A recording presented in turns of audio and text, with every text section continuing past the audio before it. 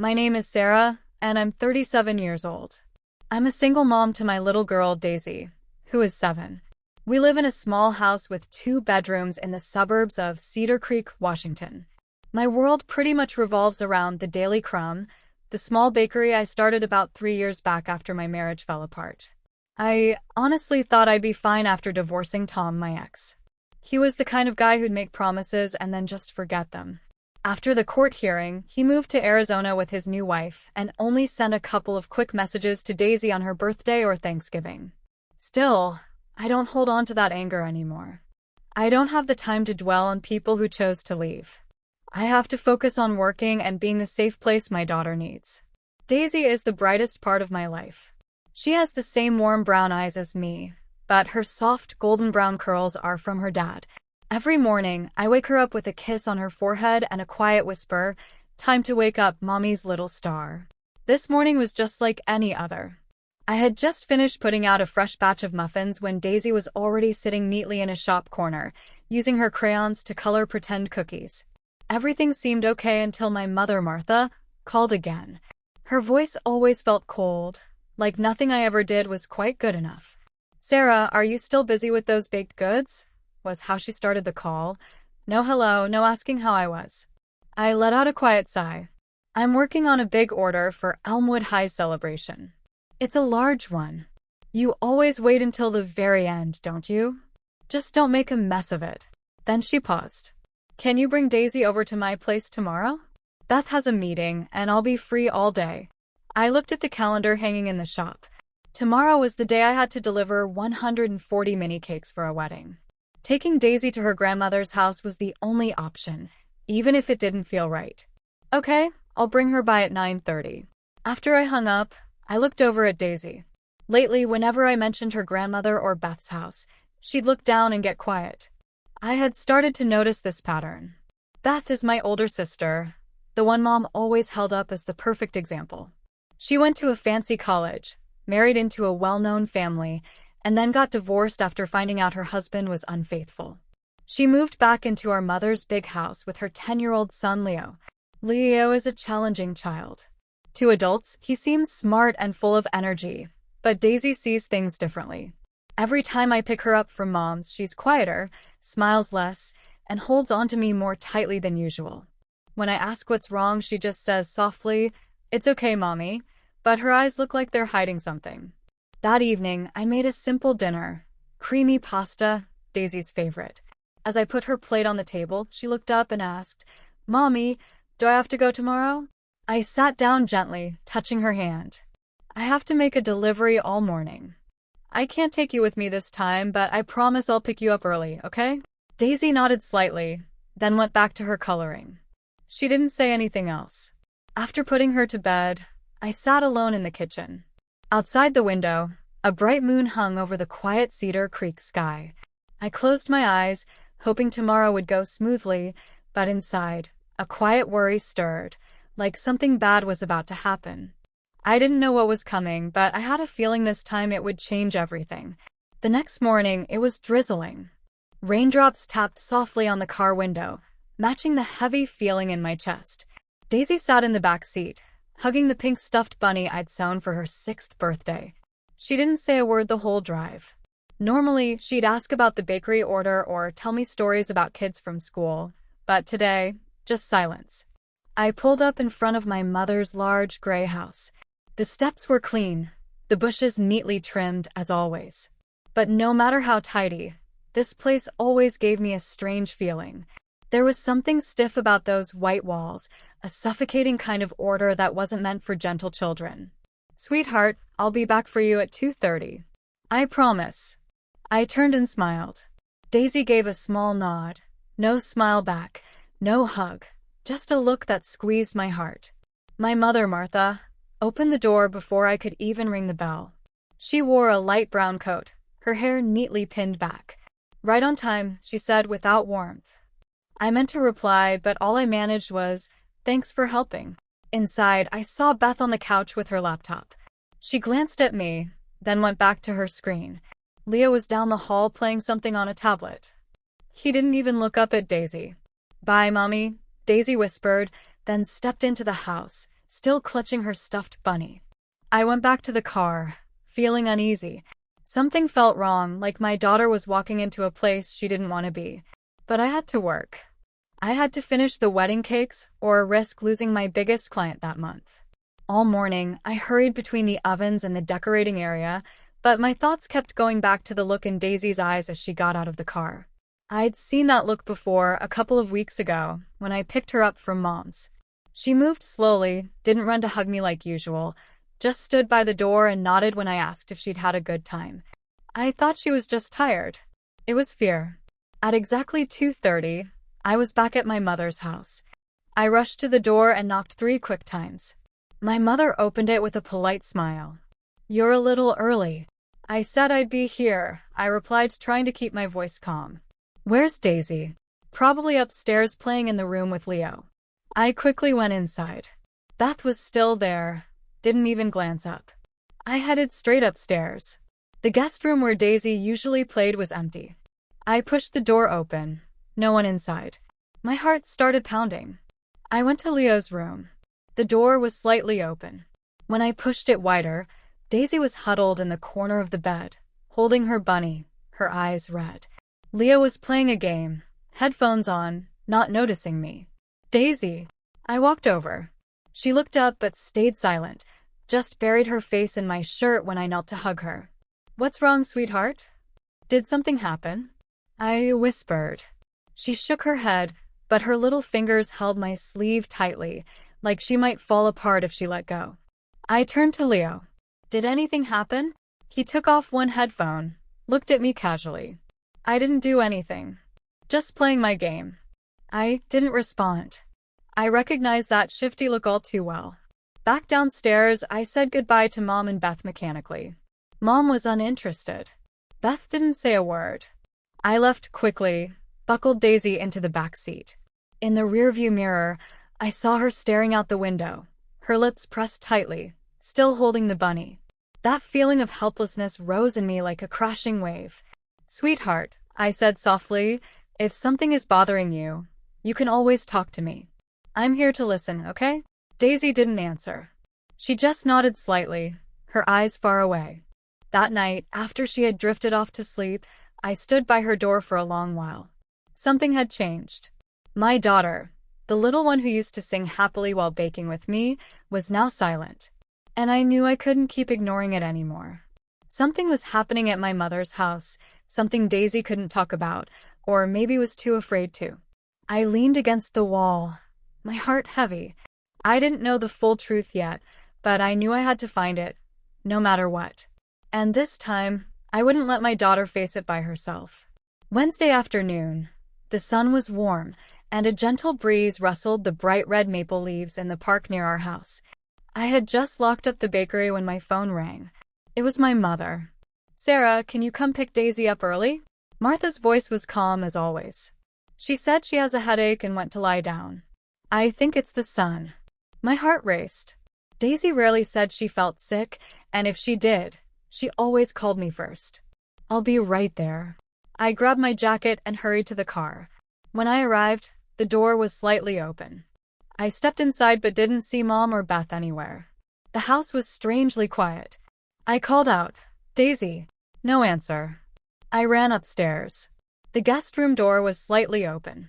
When I pushed it wider, the scene before me made my blood run cold. Daisy was lying on the bed, facing the wall. Her hair was tangled, and a patch was stuck to her head with dried blood. Her white shirt had several dark red stains. Her arms were wrapped around the stuffed bunny, and her whole body was shaking. "Daisy!" I rushed over and held her. "Oh my goodness, what happened?" She slowly turned her head, her face twisted in pain. Tears ran down her cheeks, her lips trembling. "I fell on the steps," Daisy whispered, avoiding my eyes. I didn't believe it. Falling down the steps couldn't cause that kind of injury, that much blood. It didn't make sense. I carried her downstairs. My mother was sitting on the sofa, holding a cup of tea, and Beth stood nearby, showing no emotion. "Did you know what happened?" I asked, my voice shaking with anger. "Kids fall sometimes," my mother replied sharply. She cried for a bit and said she wanted to rest. She fell and had blood in her hair like that? Why didn't you call a doctor? Or at least call me sooner? You always make such a big deal out of things, Beth interrupted. She's fine. Leo said she tripped while running in the hallway. I froze. Leo again. I didn't say another word. I just held Daisy tightly and walked straight to the car. Once we were safe inside, I gently dabbed the blood on her head with tissues. Daisy whimpered, tears welling up again. Sweetheart, I'm taking you to the hospital right now. I'm here. Don't be afraid. On the way to the emergency room at Cedar Creek Children's Hospital, I kept glancing in the rearview mirror. Daisy was silent, still holding her bunny, her eyes staring blankly, missing the sparkle they used to have. The hospital wasn't very busy. A nurse quickly showed us to an exam room. A few minutes later, a middle-aged woman came in, introducing herself as Dr. Evelyn Reed. Her voice was kind, but her eyes were sharp. You're Daisy, right? I'm just going to check you over, okay? She carefully looked at the cut on Daisy's head, then examined her arms and legs. When I told her Daisy said she fell down the stairs, Dr. Reed didn't react right away, but I noticed the thoughtful look in her eyes. After stitching the cut and confirming there were no signs of serious internal issues, Dr. Reed asked to speak with me alone. I'd like to talk to you for a moment, Sarah. I sat across from her in the consultation room, my heart pounding. Miss Sarah, she began calmly but clearly. I need to share some medical observations. Daisy's head injury doesn't look like it came from a simple fall. The angle and depth suggest it was caused by something hitting her with force, possibly hitting the edge of a table or a wall. My throat tightened. Are you saying someone? She nodded slowly. I also found some older, faint bruises on Daisy's arms and shoulders. Along with her fearful reaction to physical touch, I suspect there might be harmful factors in her home environment. I clenched my hands together. Daisy told me she slipped, but I can feel she's hiding something. Dr. Reed looked at me seriously. In cases like this, children often don't speak up because they're scared, or because someone told them not to. I advise you to keep Daisy away from any place that could be unsafe. We are also required to file a preliminary report with Child Protective Services. I nodded. Thank you, doctor. I won't let this happen again. When I returned to the room, Daisy was drawing a small picture with the nurse. She saw me, stood up, and ran over to hug me tightly. I knelt down, resting my cheek on her soft hair. Even though I didn't fully understand what was happening, I felt one thing clearly. My daughter had been going through this by herself for too long. I whispered, I'm here now, Daisy. Things will be different. I promise. I sat in the consultation room, my hands still shaking after talking with Dr. Reed. Everything she said felt like small needles piercing my heart, a quiet pain, but undeniable. Daisy hadn't just been hurt once. She had marks of ongoing harm, and I, her mother, hadn't seen it sooner. I'd like to keep Daisy overnight, Dr. Reed said, interrupting my thoughts. We need to observe her further and set up a meeting with the child psychologist tomorrow morning. I nodded without hesitation. I'll stay with her. That night, I sat by Daisy's bed in the quiet pediatric ward. The soft light from the hallway spilled in through the small window on the door. Daisy was asleep, still holding her bunny like a shield.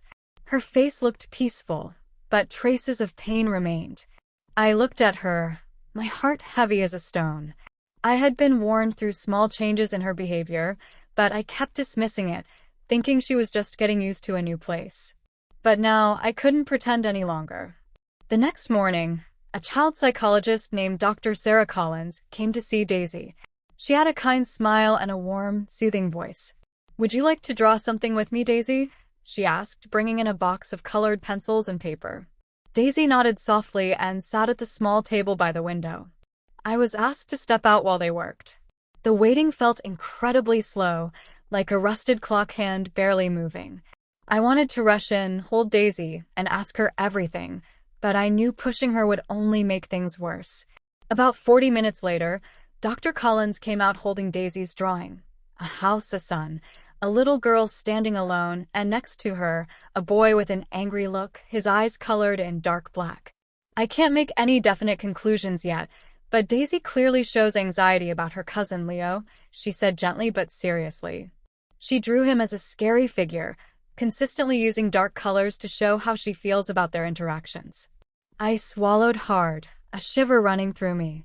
Did she say anything about what happened? Daisy isn't ready to talk openly yet, but she kept repeating, "I'm not supposed to tell," when I asked who told her that. She just shook her head and changed the subject. I buried my face in my hands, a wave of sadness and anger washing over me. I understood immediately. Someone had made Daisy believe that telling the truth would lead to worse consequences. "Miss Sarah," Dr. Collins continued, "in situations like this, children often feel alone. The most important thing now is to create a feeling of complete safety for Daisy. She needs time and to feel certain that no one can harm her as long as you are by her side." I nodded, my eyes stinging. "I won't let her go back to that house, no matter what. I'll protect Daisy. We'll be filing an official report with Child Protective Services," she said. "As for you, I suggest keeping interactions with the other adults involved to a minimum, especially until it's clear who is directly responsible." That night, after Daisy had fallen asleep in my arms, I opened my phone and reread the old messages from my mother and Beth. Every single word felt like a dull blade, cold, uncaring, and always shifting the blame back onto me whenever I asked questions. Conversations I had once thought were normal now seemed like carefully constructed layers of harmful silence. I knew just saying, "I'll protect my child," wasn't enough. I needed proof. I needed the truth. And if I had to challenge my entire family to ensure Daisy's safety, I wouldn't hesitate. I looked down at her sleeping face. Her breathing was steady, her cheeks pink after a long day. I leaned in, kissed her forehead, and whispered, "You are the most precious thing in the world to me, and I won't let anyone hurt you ever again." In that moment, there was only one thought in my heart. I had to uncover everything, even if everyone else turned their back on me. I wouldn't give up because I'm Daisy's mother, and because she deserves to live in a world of love, not fear. I left the hospital with Daisy in the late afternoon the next day. She remained quiet, still tired from a restless night and the talk with the therapist. On the drive home, Daisy asked just one question. "Mom, I don't have to go back to Grandma's house, right?" I tightened my grip on the steering wheel, looked at her through the mirror, and answered, my voice shaking a little, "No, sweetheart, I promised." But inside, I was conflicted. I knew that without solid proof, anything I said could easily be dismissed by my mother and Beth. My mother had been a lawyer and knew how to twist things into a simple misunderstanding. And Beth had always been the perfect daughter in her eyes. If I just cut them off without a clear reason, they would blame everything on me, and worse, they might try to get to Daisy behind my back. That evening, after Daisy was sound asleep, I called Chloe, my best friend from college, who is now a software engineer. "Chloe," I said after explaining everything, "I need your help. It's serious. It's about my daughter." Chloe didn't ask many questions. She simply said, "Give me that stuffed bunny. I'll handle the rest." 2 days later, Chloe brought back the familiar pink bunny. It looked exactly the same, every stitch untouched. But inside now was a tiny camera that could record for up to 4 hours continuously when turned on, sending a live video feed through an app Chloe had put on my phone. I stared at the bunny, a mix of feelings swirling inside me. No one ever wants to have to use something like this on their own family, but I knew the truth was the only thing that could protect Daisy. Saturday morning, I called my mother. Her voice was as cold as ever. "Sarah, I thought you weren't going to call back. You're making a huge deal out of nothing." I kept my voice steady. "I have an important event tomorrow morning, a pastry conference with a big client. Can you watch Daisy for a few hours?" She paused for a moment, then said, "Fine, bring her over at 9:30. Leah will be home too." After the call, I sat quietly in the kitchen, the bunny in front of me. Daisy walked out of her room, yawning, her hair messy. I knelt down and brushed it away from her face. "Daisy, today you need to go to Grandma's for a little while. But this time, Mommy will be nearby." She looked at me unsure. I picked up the bunny and put it in her hands. "Today, Bunny has a special job. It's going to help Mommy know what's happening around you, even when I'm not right there." Daisy hugged the bunny tighter. "It can talk to you?" I nodded. "Yes, in its own way. Just keep it close, and Mommy will know you're okay." When I dropped Daisy off, Beth opened the door, looking unwilling. "Let's hope you don't cause another scene this time." I didn't reply. I just leaned down, kissed Daisy's forehead, and whispered, "I'll be back for you soon." I didn't go far. Chloe had helped me set up live streaming through the app. I sat in a coffee shop 3 blocks away, earbuds in, my eyes glued to the screen. For the first couple of hours, everything seemed normal. Daisy sat in the living room, coloring by the window. My mother walked by now and then, and Beth was scrolling on her phone. But around noon, Leo appeared. He came into view holding a toy car. "Why'd you bring that dumb thing?" His voice was sharp. "Baby stuff." Daisy flinched, clutching the bunny. "It's mine." "You have it here," Leo said. I said no. The picture on the screen shook slightly as Daisy was shoved back. Leo leaned down, trying to grab the bunny, but Daisy held on tightly. "Stop it, please." Then a loud thud, the sound of something hitting the wood floor.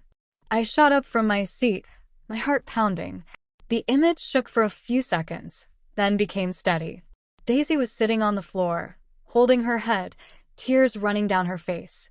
Leo stood nearby, breathing heavily, then looked away as if nothing had happened.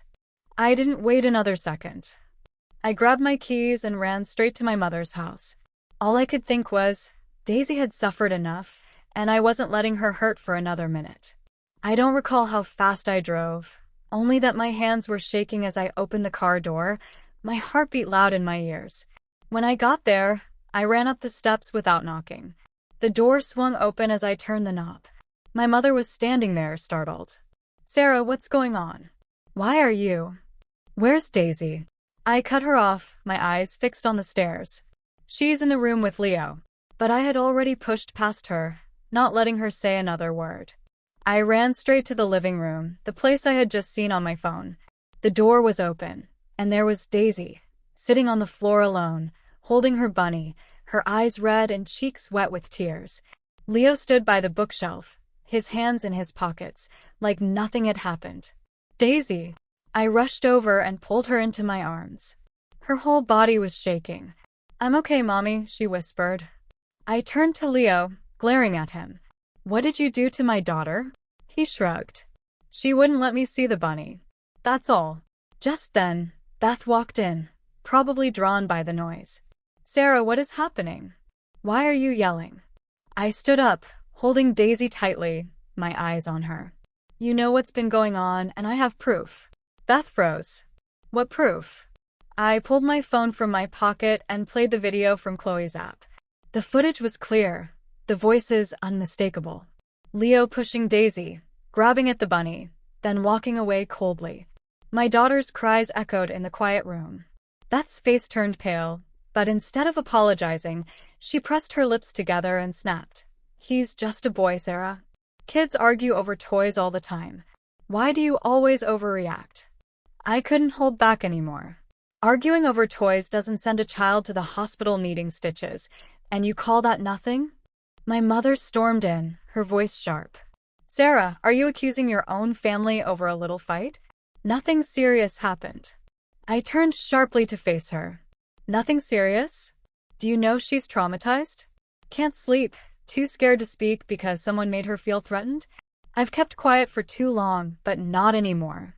I looked at Beth, my voice firmer than ever. "You were in this house when Leo did that, and you did nothing. You covered for him instead of protecting her. You are breaking this family apart, Sarah." Beth snapped. "All because of a few scratches." I clenched my fists. "I'm not the one breaking it apart. It's the ones who ignored what was wrong that did that." I carried Daisy to the car in the heavy, tense silence of the house. As I closed the door behind me, I didn't look back. I knew then that from that moment on, everything had changed forever. When we got home, I put Daisy in her bed.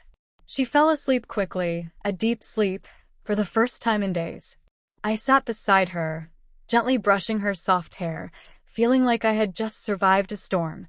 That night, I sent the full recording to Dr. Reed and Child Protective Services. I didn't need empty promises or pity. I needed justice for my daughter. I knew the fight wasn't over, but I finally had what I needed to start. Less than a day later, a social worker called me. "We've reviewed the video. We're starting a formal investigation into the situation at Ms. Martha's home.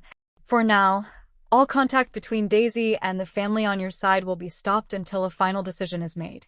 I exhaled, knowing there was still a long path ahead, but at least this time I wasn't walking it alone. I looked back at Daisy, sleeping peacefully, holding her stuffed bunny. That tiny girl had gone through more than anyone ever should, but from now on, I would be her strongest shield. I whispered, "We're not going back there again, sweetheart. I promise."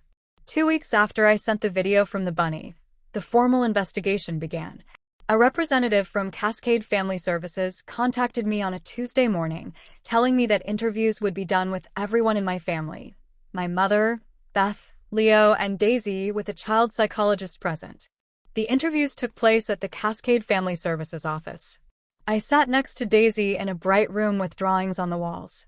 A caseworker named Julia, with gentle eyes and a warm voice, knelt down to Daisy's level. "You can tell me anything you want, sweetie. No one can hurt you here, okay?" Daisy looked at me for a second, then gave a small nod. I stepped out, my chest tight, but I knew this was a very important step to help my daughter find her voice. That afternoon, I was asked to come back to hear the initial findings. Julia looked at me seriously. Daisy confirmed that Leo repeatedly pushed her, took her toys, and threatened her when adults weren't looking. She said that when she tried to tell someone, both Aunt Beth and Grandma told her to be quiet because Leo didn't mean it and that kids have to learn to share. A chill ran down my spine. Julia continued, "With the video evidence, Daisy's account, and Dr. Reed's report, we have enough reason to step in. Tomorrow, the police will be officially questioning Ms. Martha and Ms. Beth." The next morning, I got a call from Inspector Davis, the officer in charge of the case. "We finished taking initial statements. Leo has been temporarily placed in a special adolescent counseling center. During his treatment, he will not have any contact with Daisy." I let out a long breath. Finally, a ray of hope. Later that day, police arrived at my mother's house with a court order. My mother was charged with not properly supervising a minor, while Beth was accused of ignoring a child's harmful behavior while in her care. Neither was taken into custody, but both were ordered to attend a 7-month family rehabilitation counseling program and complete 110 hours of community service. I knew no punishment could undo what Daisy had gone through, but this was a start, where the truth was finally being heard. As for Leo, he was moved to a child psychology center in Oakwood, about a 2-hour drive from Cedar Creek. There, he would receive therapy 3 times a week, focusing on managing his behavior and understanding his emotions. The things Daisy had suffered, even if caused by another child, were still warning signs that required early help. A week later, I received a court notice officially giving me sole custody of Daisy. All visitation rights from the family on my side were stopped indefinitely. As I left the courtroom, Daisy's small hand in mine, I felt like a heavy weight that had been pressing on me for too long was finally lifted. My mother tried to contact me a few times after that. She left voice messages sounding softer than before. "Sarah, I know you're upset, but we're still family." I listened to all of them, but I didn't reply. For the first time in years, I chose silence, not because I was scared, but because I no longer felt obligated to share my pain with them. Daisy went back to school, watched closely by a school counselor. She also met with a therapist weekly, and I started seeing her smile again. One afternoon, while I was making dinner, she tugged on my hand and pointed toward the pink tulips in the front yard. "Mommy, guess what? I'm not scared anymore." I bent down and hugged her tightly. "Me neither. We made it, sweetheart. Our story isn't completely over, but through everything, I've learned this. Even when the world seems to turn away from the truth, there's still light if you are brave enough to walk through the darkness. And now, I'm not just a mother protecting her child. I'm the one who brought the truth to light, because my little girl deserves to live safely and with love." Spring arrived later than usual in Cedar Creek, bringing gentle rain and the soft smell of cherry blossoms drifting through the quiet streets. Daisy felt much better after 4 months of regular therapy with Dr. Sarah Collins. Twice a week, I took her to the counseling center, where the rooms were full of color, dolls, drawings, and soft toys. There, Daisy didn't have to talk unless she felt ready. She could draw, play, and let her feelings show in other ways. "She's doing very well," Dr. Collins told me during a recent session. "There's still fear underneath, but Daisy is learning to name how she feels. That's a very important first step towards healing. I watched Daisy through the one-way mirror. She was stacking blocks, giggling softly when they fit together.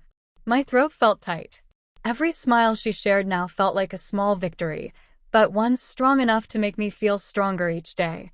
Our lives also began a new chapter. I decided to sell the small apartment near the bakery, our first home together, but also a place connected to so much uncertainty. Using years of savings from the business and a grant from the Washington Single Parent Assistance Fund, thanks to Daisy's special situation, I was able to buy a small house in the southern suburbs. It was quiet, with a yard and a big maple tree out front. Daisy shrieked with delight the first time she stepped inside. "Mommy, real grass. Can I plant flowers?" I smiled. "Of course. We'll plant tulips like we had in front of the bakery, remember?" She nodded eagerly. That night, Daisy fell asleep earlier than usual. She still hugged her stuffed bunny, but now it was just a toy, no longer a secret protector. And I stood on the porch, watching the light from her bedroom window, my heart surprisingly peaceful. I also started writing late at night, after closing the shop and putting Daisy to bed. I sat at my laptop, writing about our journey, every step, every wound, every choice, not to bring back the pain, but so other mothers feeling lost in the dark might see they are not alone. A month later, I received an invitation from Healing Hearts Northwest, an organization that helps families with children who have been through emotional trauma.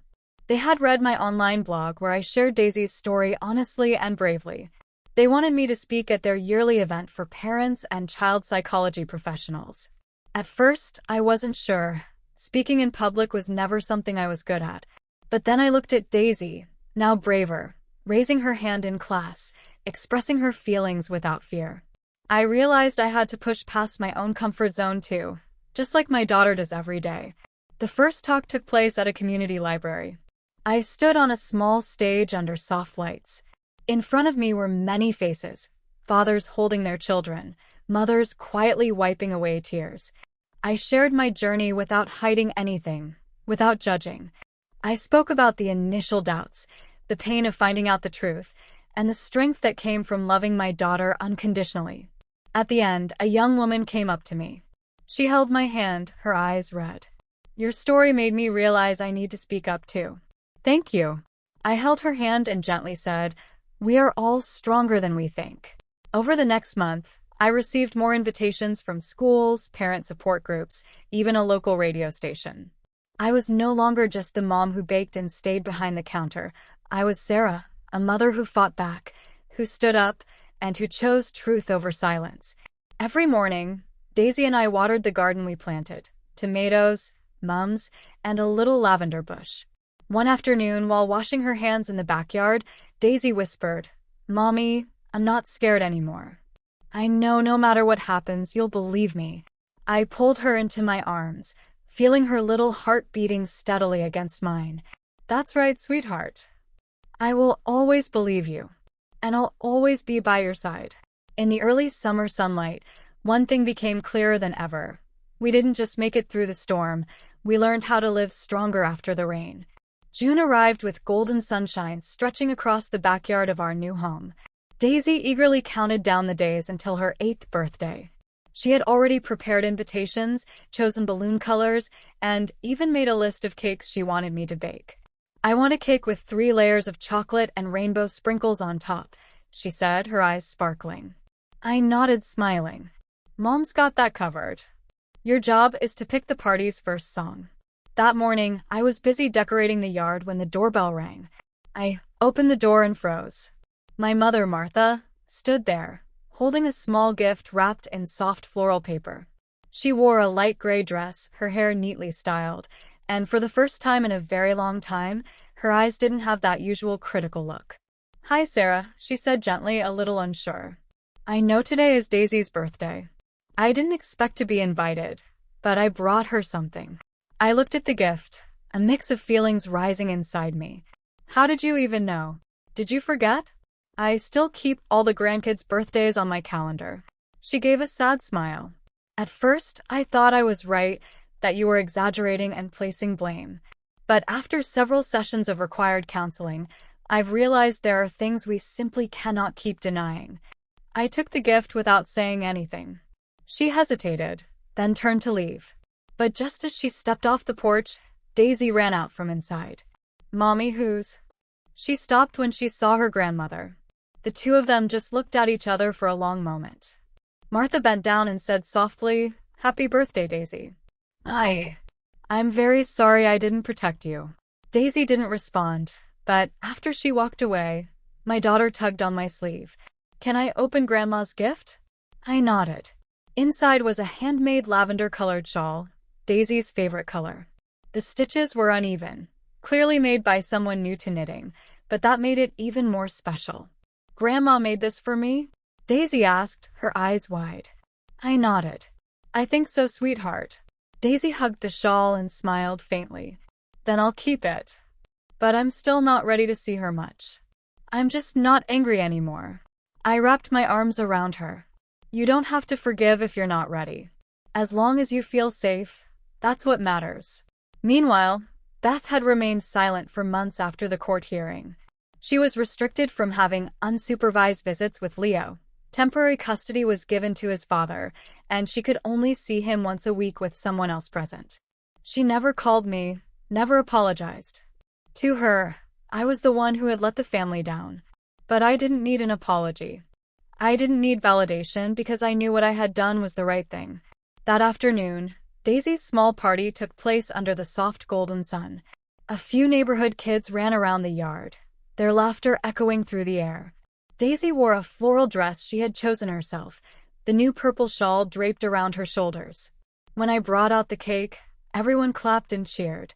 Daisy closed her eyes, made a wish, and blew out the candles to happy sounds. Later, after most of the guests had left, Daisy sat on the steps, holding her old stuffed bunny, now faded and worn at the ears. "You know what?" she whispered, looking up at the sky. "I'm not scared anymore." I turned to her and took her hand. "I think that bunny helped me be brave. It stayed with me even when I couldn't say anything. But now I know I have you, and you'll hear me even if I stay quiet." I held her close, my heart swelling with emotion. "We are really strong girls, aren't we, Mommy?" Daisy looked up at me. I kissed her forehead and whispered, "Yes, sweetheart, we are very strong girls." A soft breeze blew through, carrying the scent of lavender from the yard.